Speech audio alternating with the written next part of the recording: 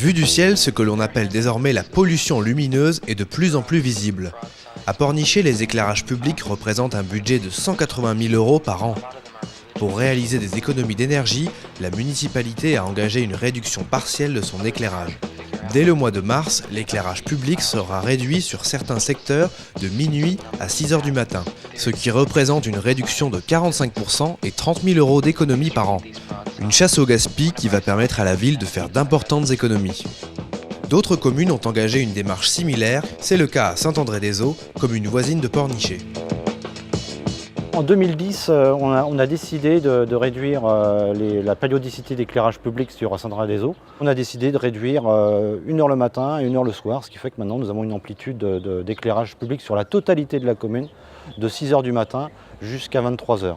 Alors il s'agissait pour nous d'être à la fois dans une démarche de développement durable, donc d'économie d'énergie, et donc forcément de réduire notre coût de fonctionnement.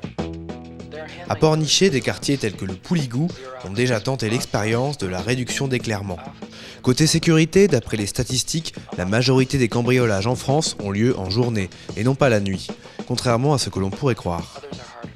Dans le quartier du Pouligou, ça se passe bien puisque l'éclairage a déjà été éteint depuis pas mal d'années et en fait il n'y a quasiment eu jamais de cambriolage. Il n'y a pas plus de cambriolage sur le fait d'éteindre ou de ne pas éteindre une partie de la voirie de la commune.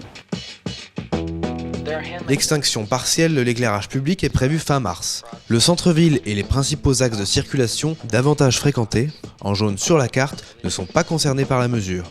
Pour découvrir la liste complète des secteurs concernés, rendez-vous sur le site www.ville-pornichet.fr.